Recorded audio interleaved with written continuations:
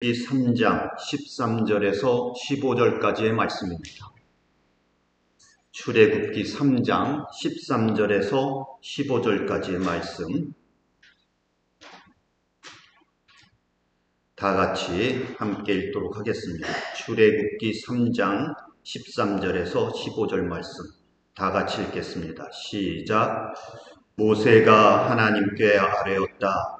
제가 이스라엘 자손에게 가서 너희 조상의 하나님께서 나를 너희에게 보내셨다 하고 말하면 그들이 저에게 그의 이름이 무엇이냐 하고 물을 터인데 제가 그들에게 무엇이라고 대답해야 합니까? 하나님이 모세에게 대답하셨다. 나는 곧 나다. 너는 이스라엘 자손에게 이르기를 나라고 하는 분이 너를 그들에게 보냈다고 하여라. 하나님이 다시 모세에게 말씀하셨다. 너는 이스라엘 자손에게 이르기를 여호와 너희 조상의 하나님 곧 아브라함의 하나님, 이삭의 하나님, 야곱의 하나님이 나를 너희에게 보내셨다 하여라. 이것이 영원한 나의 이름이며 이것이 바로 너희가 대대로 기억할 나의 이름이다. 아멘.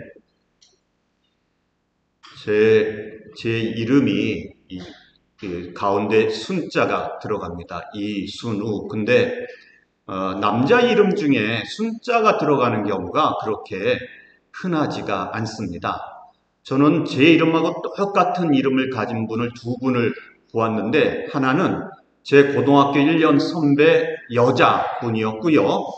또 제가 한 20대에 어느 교회 갔더니 그 교회 지휘자분 이름이 이순우였는데 여자분이었습니다. 남자분 중에는 없더라고요. 그런데 세월이 가면서 저는 이 순자가 들어간 것이 참 좋았어요. 좋아지게 되더라고요.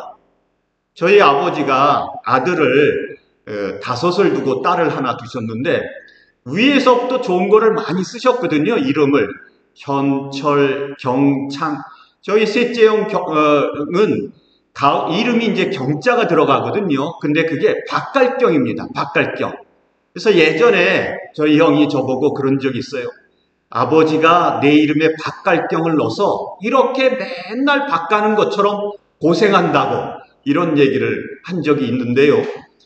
초등학교 선생님 은퇴하고 나서 세계여행 잘 다니고 있는데 고생이겠습니까? 이 넷째 형 창성한다는 것까지 하시고 그리고 누나 이름에 꽃뿌리 형을 넣으셨고요. 그리고 나서 저한테 주신 게 너는 세상에 있어서 경쟁도 없고 고단하지도 않고 힘들지도 않고 그저 순박하게 살았으면 좋겠다. 그래서 제 이름을 순우라고 하셨답니다. 여러분 어느 교회인가 구역 이름을 순이라고 하는 교회들이 있습니다. 순. 그 교회의 이렇게 설명하는 그런 자료집을 보니까 그 목사님이 왜 순이라고, 구역을 순이라고 했냐면은 그분이 이렇게 말해요. 순이라고 하는 것이 들어간 것이고 나쁜 게 없다고 이렇게 얘기합니다. 순자라가 들어가면 세순도 있고 착하다고 할 때도 순이 들어가고 순은 다 좋다는 거예요. 그래서 목장 모임, 구역 모임의 이름을 순이라고 하자. 그래서 그 교회는 순모임 이렇게 한다는 거죠. 여러분 그 이름에는 짓는 사람의 소망이 들어가 있고요. 그리고 우리가 그 이름을 들었을 때에 그분에 대한 느낌이 딱 듭니다. 아, 이분은 어떤 분이지? 이게 딱 들어요. 여러분 퀸지 영생장로교회라고 이곳에 세워졌는데 처음 개척하신 목사님께서 이곳에 들어오는 모든 사람들이 특별히 퀸지 지역에서 오는 사람들이 이 교회에 들어오면 영생의 복음을 듣고 영생에 대한 소망을 가지고 살아가기를 원한다. 아마 그러셨던 것 같습니다. 그래서 여기에 퀸지 영생장로교회가 서 있게 되는 거지요. 여러분 그런데 이 모세가 이 하나님을 만나는 이야기가 출애굽기에 나오는데 재미있게도 이 모세가 하나님의 이름을 묻습니다. 이름을 물어요.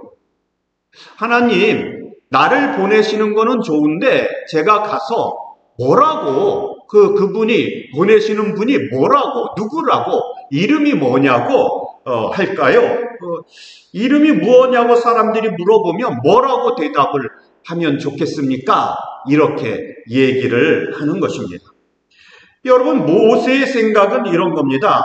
세상에 많은 신들, 애국, 이집트에는 굉장히 많은 신들이 있거든요. 그런데 그 많은 신들을 볼 땐 언제나 이름이 있었어요. 강의 신, 파리의 신, 저승의 신, 태양신 다 이름이 있어요. 그런데 우리는 그냥 조상 때부터 믿어 내려온 하나님 이렇게만 알고 있거든요. 그러니 이름을 알려주십시오. 이것은요 굉장히 인간적이고 정당한 요구인 것이죠. 하나님께서 나를 보내셔서 이 백성들을 구원하신다고 하면 하나님이 누구인지, 무엇을 하실 수 있는 분인지, 어떤 도움을 주실 수 있는지, 하나님이 어떤 분이라고 우리가 받아들여야 되는지 이런 것들을 알 수 있도록 이름을 좀 주십시오. 산신령인지 바다신령이신인지 아니면 사막의 신인지 주 종목이 뭔지 전공이 무엇인지 좀 알려주십시오. 이런 뜻이 담겨져 있는 거죠. 여러분, 이거는 공부를 하고 지식을 쌓고 문명사회에 살아가는 인간이면 당연한 거죠. 당연한 겁니다. 여러분, 그런데 하나님의 대답이 부당합니다. 하나님의 대답은 모세의 생각 밖입니다. 14절에 뭐라고 말씀하시냐면 나는 곧 나다. 이걸로 영어로는 I am who I am 이렇게 얘기합니다. 다른 번역에는 I will be what I will be 이렇게 얘기합니다. 나는 스스로 존재하는 자다. 어떤 성경이 그렇게 얘기를 했고요. 우리가 읽은 이 표준 세번역에는 나는 곧 나다 이렇게 얘기합니다. 아니, 이름을 가르쳐 달라니까요. 철수인지 누군지 이름을 좀 가르쳐 달라고요. 그랬더니 하나님께서는 나는 곧 나다 이렇게 말씀을 하십니다. 하나님의 대답은 굉장히 인간적이지 않습니다. 분명하지가 않아요. 우리가 알 수가 없는 그런 내용을 담고 있는 이름이라고 하는 것이죠. 여러분, 여기에 이 번역을 조금 다르게 좀 보면은요, 3장 14절 그 번역을 다른 번역도 같이 보면 표준 세번역은 나는 곧 나다 이렇게 얘기를 했고요. 70인역에서는 나는 스스로 있는 자다 이렇게 얘기를 했고요. 다른 번역은 나는 되고자 하는 대로 될 나일 것이다 이렇게 이야기를 합니다. 그런데 이 이름은요, I am who I am 요것을 히브리어 원어에서는 이렇게 이제 하나님의 이름이 쭉 나오는데 히브리어는 이게 모음이 없이 자음만 있거든요. 그래서 자음만 있는 네 단어만 남았어요. 그리고 이제 모음을 잃어버린 상태에서 이 이스라엘 사람들이 하나님의 이름은 거룩해서 부르지를 않았어요. 그리고 뭐라고 불렀냐면 그 단어가 나오면 주님 이렇게 불렀어요. Lord, 주 이렇게만 불렀어요. 그러다 보니까 이 말이 무슨 말인지를 잃어버려서 나중에 학자들이 연구해낸 것이 뭐냐면 이 말은 여호와라고 하는 말일 것이다. 혹은 야훼라고 하는 단어일 것이다. 이렇게 알게 되어진 거죠. 여러분, 여호와 스스로 있는 분, 나는 누구이다 하는 이 말이 거기서 나오게 되어지는 거죠. 그런데 재밌는 거는 나는 스스로 있는 자다, 나는 뭐뭐뭐이다 라는 요 이름이 언제 등장하냐면 요한복음에 들어가면 나옵니다. 요한복음에서는 예수님께서 자기를 소개할 때 뭐라고 소개를 하냐면 나는 길이다, 나는 진리다, 나는 생명이다, 나는 부활이다, 나는 생명의 떡이다, 나는 선한 목자다, 나는 참 포도나무다 이렇게 얘기합니다. 여러분, 나는 스스로 있는 자다 이 말은 나는 뭐뭐뭐이다 라는 뜻을 그런 내용인데요. 예수님께서 그대로 사용합니다. 나는 선한 목자다.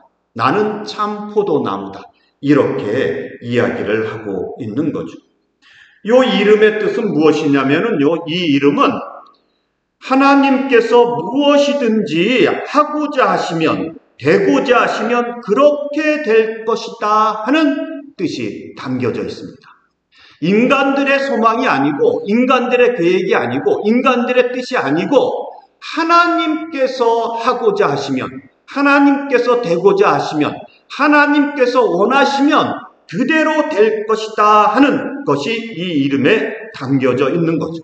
그래서 예수님께서 나는 선한 목자다 그럴 때에 우리들에게 선한 목자가 되어지십니다.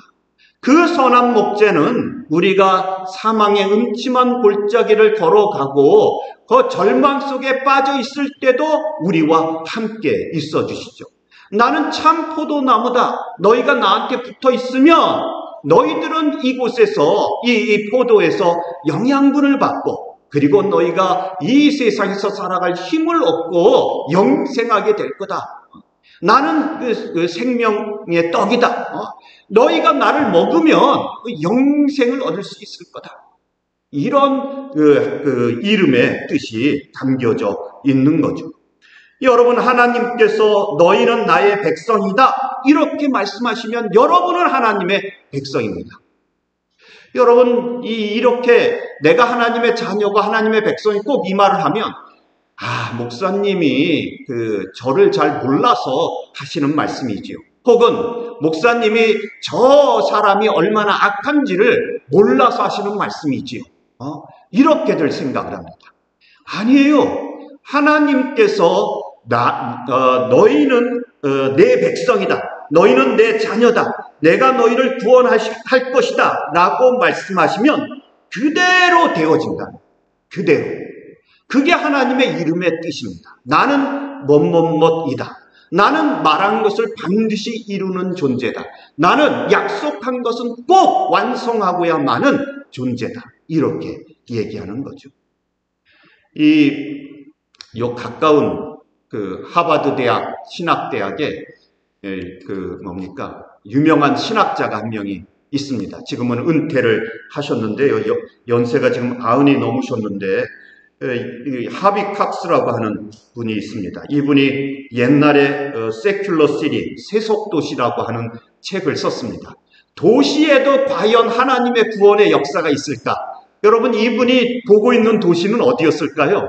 이 하버드 대학에서 오랫동안 교수 생활을 하셨으니까 이 하비 칵스 교수님이 보고 있는 도시는 보스턴이겠죠. 그런데 제가 볼 때 보스턴은 아주 양반이더라고요. 다른 도시는 말하지 않겠습니다만 아주 양반이에요. 대도시 저기 아랫지방에 있는 도시에 비하면 정말 양반인데도 불구하고 이분은 세큘러 시티, 세속 도시 안에 하나님의 구원이 있을까? 이런 질문을 가지고 책을 쓰는 거죠. 이때 이분이 뭐라고 얘기를 하냐면, 하나님의 이름을 명사로 누구라고 표현하면 안 된다. 하나님의 이름은 동사로 움직이는 것으로 이해해야지 된다는 거죠. 하나님께서 빈곤과 고난과 타락의 이 엄청난 죄악의 세속 도시에서 살아 역사하고 계시다고 이분은 그렇게 고백을 합니다. 하나님께서 이 전쟁과 혼란 속에서 하나님의 뜻을 버리지 않고, 세속 도시를 버리지 않고 하나님께서 하나님의 뜻을 이루어가고 있다. 그게 이 하나님이시다. 하나님께서 하나님의 백성들을 부르시고 선택하셔서 지목하고, 그리고 내가 너의 구원자라고 말씀하신다. 그리고 그것을 반드시 이루신다. 여러분, 이 세속도시, 세큘러 시티 이 책은요, 굉장한, 신학계에 충격을 줬던 책입니다. 여러분, 우리가 어렵고 힘들고 고난 속에 살아갑니다. 여러분, 이 세상에 혼탁한 것들을 봐요. 과연 여기에 하나님이 계실까? 세속적인데, 이만큼 타락했는데. 그러나 하나님은 반드시 그 백성들을 구원하시고 하나님의 뜻을 여기에 이루어 가신다는 것을 약속하시고 말씀하시고 있는 거죠. 여러분, 이것이 하나님의 이름의 뜻입니다. 그러면 두 번째 이름이 또 나옵니다. 그 15절 말씀에 보면 다시 하나님께서 모세에게 말씀하시는데, 아브라함의 하나님, 이삭의 하나님, 야곱의 하나님이 나를 너희에게 보내셨다, 이렇게 얘기합니다. 이 성경에 이 하나님의 이름이 요 부분으로 많이 나옵니다. 특별히 어떤 분은, 어떤 목사님은 야곱의 하나님에게 은혜를 받는다 그래요. 야곱의 하나님, 아브라함의 하나님, 이삭의 하나님, 야곱의 하나님. 이 하나님께서 이 세 사람을 말씀하시면서 그들의 하나님이 곧 너희의 하나님이다, 이렇게 말씀하실 때에 그 목사님은 야곱의 하나님에게 은혜 받는다. 그래서 제가, 아니 왜요? 야곱이 나하고 비슷하잖아. 얻고 싶은 것을 위해서는 아버지를 속이고 형을 속이고, 얻고 싶은 것을 위해서는 외삼촌을 속이고, 그렇게 살아가면서 나한테 해로운 것을 끼치면 아들도 뒤통수를 때릴 수 있는 아주 세속적인 그러한 삶을 살았는데도 불구하고 하나님께서는 야곱과의 약속을 이루어내시는 것을 그의 인생을 통하여 보여준다는 거죠. 그래서 야곱의 하나님, 나중에 이제 구약을 보면은요, 앞에 아브라함과 이삭은 떨어지고 야곱의 하나님이 자주 나오는데, 야곱의 하나님에게 은혜가 있다는 거죠.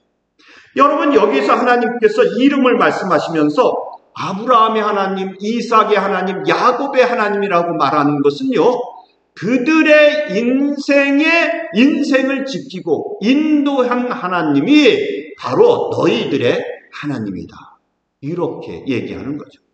그러면 아브라함과 이삭과 야곱의 인생에서 가장 중요한 게 뭐였습니까? 착하게 살았다? 아닙니다.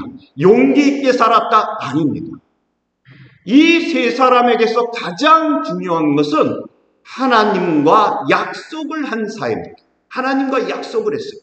아브라함이 하나님과 약속을 하고, 이삭이 하나님과 약속을 하고, 야곱이 베델에서 하나님과 약속을 하죠. 하나님께서 야곱을 내가 너희 고향으로 데리고 오겠다, 지켜주겠다, 너의 인생을 인도해 주겠다, 이렇게 말씀을 하셨어요. 약속을 하신 것이죠. 여러분, 아브라함의 인생을 보십시오. 아브라함은 갈대아 우르, 그러니까 그 우상을 섬기는 지역에서 살았습니다. 그리고 이 여호수아서와 사도행전, 히브리서 이렇게 쭉 보면은 데라, 아브라함의 아버지나 아브라함도 우상을 섬기는 사람이었던 것 같습니다. 그런데 어느 날 아브라함이 자다가 하나님의 음성을 들어요. 하나님께서 나타나셔서 네가 이곳을 떠나서 가나안 땅으로 가라, 이렇게 말씀을 하시는 거예요. 그래서 이제 일어나서, 옛날에는 결정권이 누가 있어요? 이 아버지에게 있죠. 요즘 아버지 북권이, 아버지의 권한이 떨어진다 그러지만, 여러분 옛날에는 거의 왕처럼, 가정의 왕처럼 살았지 않습니까? 그래서 이제 이 아브라함이 자기가 결정을 못하고 아버지 데라에게 가서 말하는 거죠. 아버지, 저 우상 말고요, 어떤 하나님이, 어떤 신이 나한테 나타나서 떠나서 가나안으로 가라고 하는데요, 이렇게 얘기를 하는 겁니다. 하나님이 누군지도 몰라요. 그런데 이 아버지 데라가 그 얘기를 딱 듣고는 이 우상을 섬기다 보니까 종교심이 있지 않습니까? 그래서 그래, 그러면은 짐을 싸갖고 가보자, 이런 겁니다. 그런데 가나안으로 가다가 멈춘 게 어디냐면 하란입니다. 하란은 그들이 살고 있는 문명의 마지막 부분입니다. 요걸 넘어가면 이제 다른 문명으로 넘어가는 거죠. 우리식으로 말하면은 기도하다가 미국으로 가라, 하나님이 그러셨는데 짐을 다 싸놓고 보니까 영어도 안 돼, 문화도 몰라, 아는 사람도 없어, 이 다른 나라 가서 산다는 게 너무너무 겁이 나서 가다 말고 뭡니까? 김포공항 옆에다가 집 하나 얻고 가지 않고 버티고 있는 거죠. 거기에 살고 있다가 데라가 죽었어요. 데라가. 아버지가 죽었어요. 아버지가 죽고 나니까 이 결정권이 아브라함에게 생겼는데 창세기 12장에 보면 하나님께서 그에게 다시 나타나십니다. 그리고 또 말씀을 하세요. 가라. 가나안 땅으로 가라. 내가 너를 지켜줄 것이다. 너에게 복을 줄 것이다. 네가 복의 근원이 될 것이다. 가라. 가라. 이렇게 얘기를 하세요. 아브라함은 하나님께 밀려서 어쩔 수 없이 간 곳이 어디냐면 가나안이에요. 가나안. 그래서 창세기 12장 5절에는 뭐라고 얘기를 하나요? 다 같이 한번 읽어보겠습니다. 시작. 아브라함은 아내 사레와 조카 룻과 하란에서 모은 재산과 거기에서 얻은 사람들을 거느리고 가나안 땅으로 가려고 길을 떠나서 마침내 가나안 땅에 이르렀다. 마침내. 하나님께서 오랫동안 계획을 하시고 하나님께서 부르시고 하나님께서 인도하시고 하나님께서 막 밀어내셨는데 안 가고 버팅기고 불순종하고 모른 척하고 안 들은 척하고 그러다가 밀려서 가보니 어느새 마침내 가나안에 들어갔다고 이렇게 얘기를 하고 있는 거죠. 여러분, 우리가 아브라함에 대한 이야기를 하면 맨날 아브라함에 비교해서 나는 얼마나 연약하고 나는 얼마나 믿음이 없고 나는 얼마나 부족하고 이런 생각이 들지요. 그러나 이 아브라함의 이야기를 가만히 보면 아브라함이나 나나 뭐 별 차이가 없는 것 같습니다. 어떻게 보면 내가 더 낫지.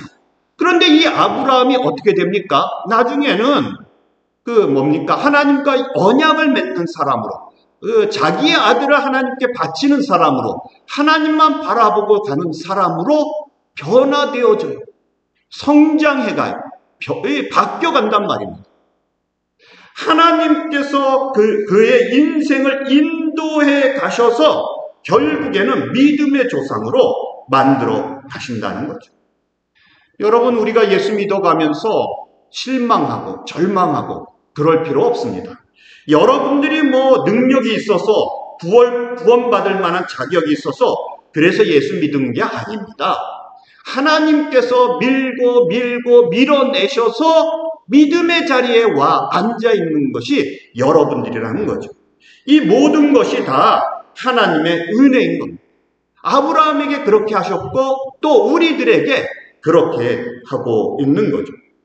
여러분, 마침내 가나안에 들어간 것처럼 불순종하고 버팅기다가 마침내 가나안에 들어간 것처럼 예수 안 믿으려고 버팅기고 모른 척 하다가 마침내 교회에 앉아서 하나님의 말씀을 듣는 것처럼 하나님께서는 우리의 인생을 주관하시고 인도하시고 역사하고 있다는 거죠. 히브리서 11장에는요, 이 아브라함에 대하여 믿음으로 아브라함은 부르심을 받았을 때에 순종하여 이렇게 이야기합니다. 여러분, 아브라함은 하나님을 믿었어요. 꿈에 나타난 하나님을 믿었어요. 여러분, 이런 것은 성경을 믿음이라고 표현했는데 이런 믿음은 사람이 가질 수 있는 것이 아닙니다. 여러분, 여러분들이 여러분의 능력을 믿는 것은요, 그거는 신념이라고 합니다. 혹은 자신감이라고 합니다. 그런데 나와 상관은 없는데, 나에게는 없는데 하나님께서 내 앞서 가셔서 역사하시고 내 앞에 가셔서 모든 것을 준비해 주시고 하나님께서 나를 인도하고 계시다고 받아들이는 것을 믿음이라고 합니다. 그리고 이 믿음은 사람이 만들어낼 수 있는 것은 아닙니다. 여러분들이 믿어서 믿어지는 게 아닙니다. 하나님께서 믿게 하셔야지만 그 믿음을 갖게 되어지는 거죠. 그래서 이 믿음이라고 하는 것은 하나님께서 우리를 설득하시고 구원하시는 그런 과정이라고 말할 수가 있는 겁니다. 여러분, 이런 아브라함이 나중에 어떻게 돼요? 아브라함이 되고 그리고 모리아산에서 아들 이삭을 바치지 않습니까? 놀라운 믿음의 사람이 됩니다. 하나님께서 하나님을 나타내시고 이름을 말씀하실 때에 아브라함의 하나님, 그렇게 인생을 인도해서 믿음의 조상으로 만들어낸 하나님, 이삭의 하나님, 이삭과 맺은 언약을 이루시는 하나님, 야곱의 하나님, 그 맨날 누구 속여서 이득을 뺏어 먹을까 그러고 앉아있는 야곱을 인도해서 하나님의 사람으로 만들어내신 하나님이 너희의 하나님입니다. 이순우의 하나님입니다. 여러분, 이렇게 말씀하고 있는 거예요. 오늘 우리들이 하나님의 이름을 들을 때에 우리가 우리 인생을 지키시고 인도하심을 알 수가 있습니다. 하나님께서 우리와 맺은 언약을 지키신다는 것을 알 수가 있습니다. 그러니 우리가 예수 믿으면서 그만 이제는 두려워하지 말고 걱정하지 말고, 여러분, 우리들이 살아가면서 너무 여러 가지 두려움 속에 살아가죠. 칼 바르트가 이런 말을 합니다. 하나님은 피조물의 행동에 언제나 선행하신다. 여러분, 우리가 뭘 했기 때문에 하나님께서 인도하시는 게 아니라 하나님의 섭리, 하나님의 인도하심, 하나님의 주권, 하나님의 역사하심 속에 우리가 그냥 있는 거예요. 우리가 뭘 할 수 있는 게 아니라 하나님께서는 벌써 하나님의 계획 가운데 길을 준비하시고 목적지를 준비하시고 먹을 걸 준비하셔서 우리들이 그 길로 갈 수밖에 없게끔 만들어 놓고 계시는 분이 바로 이 하나님이라고 하는 거죠. 여러분, 우리가 세상을 살아갈 때에 나는 고립되고 나는 홀로 남았고 나는 고독하고, 아닙니다. 하나님의 손안에 있는 존재라는 거죠. 그래서 잠언 3장 5절 6절에는 너는 마음을 다하여 여호와를 의뢰하고 내 명철을 의지하지 말라. 너는 범사의 그를 인정하라. 여러분, 이제 잘난 척은 그만하고 하나님을 인정해야 돼요. 하나님께서 살아계시다고. 하나님의 지혜가 우리의 명철보다 훨씬 뛰어난 것을 받아들이고 범사의 모든 일에 있어서 하나님을 인정하고 받아들여야지 되는 거죠. 여러분이 우리가 신앙생활 한다고 할 때요, 이게 우리의 싸움, 이게 우리의 싸움. 신앙생활 한다고 할 때에 하나님께서 나에 앞서서 일하고 계신다는 것을 믿느냐 믿지 않느냐. 기독교인인데도 믿지 못하는 분들이 아주 많아요. 저는 보지는 못했지만 들은 얘기로는 한국에서 어떤 권사님들이 점집 가서 점을 봤다는 얘기도 들었고, 믿지를 못하는 거죠. 하나님이 인도하신다는 거. 가서 좀 목사님은 분명하게 얘기를 자꾸 안 해주니까 이 점집 가서 무당이 시원하게 해주는 얘기라도 좀 듣고 오고 싶다고 찾아가는 거 아닙니까? 여러분, 하나님이 우리에 앞서서 일하고 계시는 것을 믿는 것이 믿음입니다. 그런데 온갖 염려와 두려움과 걱정을 하고 있다면 우리가 도대체 뭘 믿고 있는 것입니까? 여러분, 믿음 안에서 이런 것들은 떨쳐버리고 그리고 하나님만 바라볼 수 있어야지 되는 거지요. 여러분, 우리는 날마다 주님 안에서 변화되어지고 바뀌어지고 성장하는 중입니다. 바뀌고 있는 중이에요. 노스캐롤라이나 샬롯에 가면 빌리 그리암 목사님 라이브러리가 있답니다. 혹시 기회 되시면 한번 가보시기 바랍니다. 우리가 이런 라이브러리 같은 걸 만들면 걱정이 되는 게 그 사람을 우상화하는 게 아닐까. 특별히 이렇게 목사님 같은 분을 우상화하면 안 되죠. 그런데 다녀오신 분 말로는 그렇지 않고 하나님의 영광을 드러내도록 아주 잘 만들어놨다고 이렇게 얘기를 합니다. 그런데 거기에는 라이브러리 거기에는 빌리 그리암 목사님 사모님의 묘지가 있다 그래요. 근데 이 사모님의 묘지에 뭐라고 써 있냐면, 공사 끝 그동안의 인내를 감사드립니다. 이렇게 써 있답니다. 공사 끝. 그동안의 인내를 감사드립니다.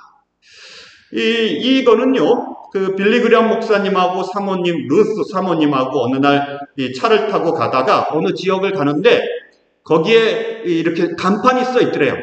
공사 끝. 그동안 내 인내를 감사드립니다. 그거를 보고는 이 사모님이 내가 죽으면 저걸로 내 묘지에 써야 되겠다. 그러셨다 그래요. 여러분, 우리가 돌아다니면 굉장히 공사 많이 하지 않습니까? 거기에 보면은 그렇게 써 있을 때가 있어요. 공사 중 참아주셔서 감사합니다. 이렇게 써 있는 경우들이 많지요. 여러분, 우리가 인생을 살아가는 때에 아직도 공사 중이에요. 공사 중. 누가 공사하고 계십니까? 하나님께서 우리를 공사하고 계세요. 공사하고 계세요. 완성할 때까지 아직 멀었어요. 아직 멀었습니다. 하나님께서 우리를 인도하시면서 우리가 어떤 모습이 될 때까지 하나님께서는 끊임없이 우리를 공사하고 있다는 거죠. 여러분, 우리가 공사 중이기 때문에 다른 사람에게 상처도 주고 다른 사람에게 실망도 주고 다른 사람과 다투기도 하고 여러 가지 문제가 있어요. 여러분, 참아주십시오. 공사 중이잖아요. 지금 차가 불퉁불퉁하면서 가면서 어쩔 수 없지요. 공사가 끝나야지요. 그래야지 도로가 깨끗이 돼서 잘 갈 수 있지요. 여러분, 우리가 공사 중인 것을, 하나님께서 우리를 놓고 공사하고 계시는 것을 알아서 인내하고 참으면서 오늘도 하나님께서 우리에게 역사하시기를 바라야죠. 여러분, 이것이 아브라함의 하나님, 이삭의 하나님, 야곱의 하나님, 그 이름의 뜻이 되어지는 것입니다. 여러분, 이 이름을 붙들고 신앙생활하는 여러분들이 다 되시기를 바랍니다. 다 같이 기도드리겠습니다.